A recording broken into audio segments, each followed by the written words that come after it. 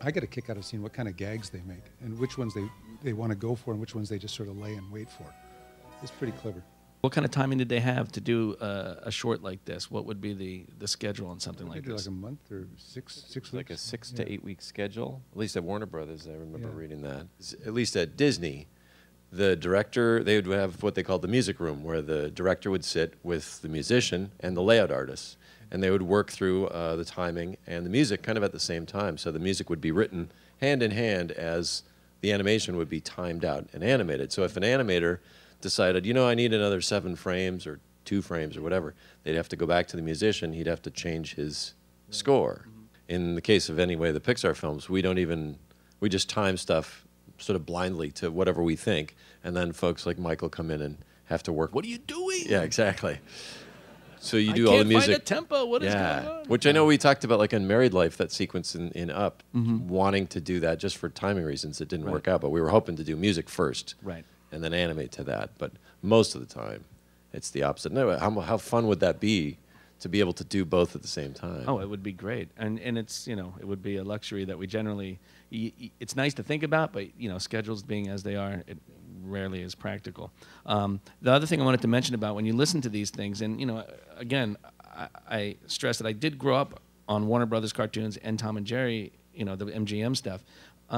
Listening to the level of musicianship that these guys, the musicians themselves, were unbelievable. I mean, you're listening to these recordings, you might as well be listening to some great symphony recording of these guys. And these guys would just come in and pound it out, right? There was no rehearsal for this thing. They just look at it, all right, let's do it. You know, they're kind of like the cowboys of the music world, you know, just put it down and we'll do it.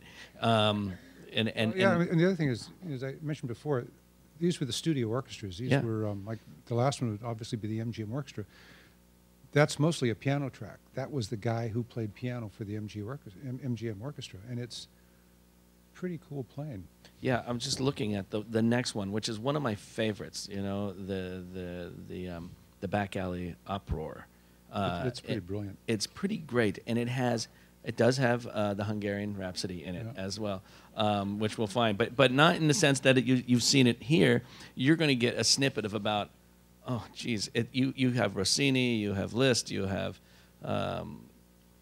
Sammy Kahn and Jules Stein. You've got Brahms. You've got, you know, a John F. Barth. You've got 20 different things going on in this song, but you're getting like seconds of each one, and you'll understand as we watch it.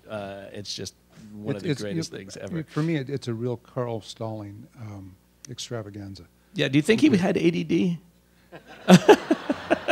You know, if you see pictures of him, he just looks like this nice guy who came into work every day. But he had something going on. But, I will say one thing about his music. His music basically was very simple. It wasn't very complicated, and it was orchestrated, at least in the later years, by Milt Franklin, who was the one who did What's Opera Doc. And you can hear the same kind of a sound, but a very different style.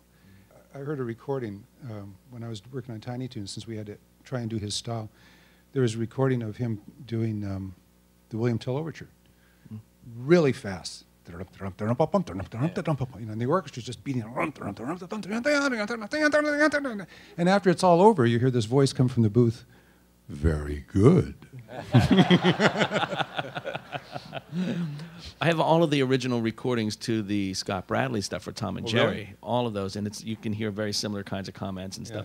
And what they have in the Tom and Jerry, you notice, and you got one in there, this little boink whenever you pull out the whisker, and I believe, and maybe Belinda can tell me if I'm wrong, I think it's a violin, someone pulling the violin string, just plucking it and boink, kind of a thing, kind of a sound. But it's incredible to hear them do these, and on those recordings you can actually hear them going, okay, let's do a couple of these plunks and boink, boink. There's a great one on, is it Carl Stalling Project? It's an outtake of a piano player playing the rhythm wrong, and you hear, I think it's Milt Franklin who's the conductor as well, right? Probably. Yeah. And he goes, no, da da da da da da da da, and he does the right rhythm for the guy in this really sort of annoying nasally voice. Anyway, most of the time they got it right though. Well, you know, comedy's a serious business, right?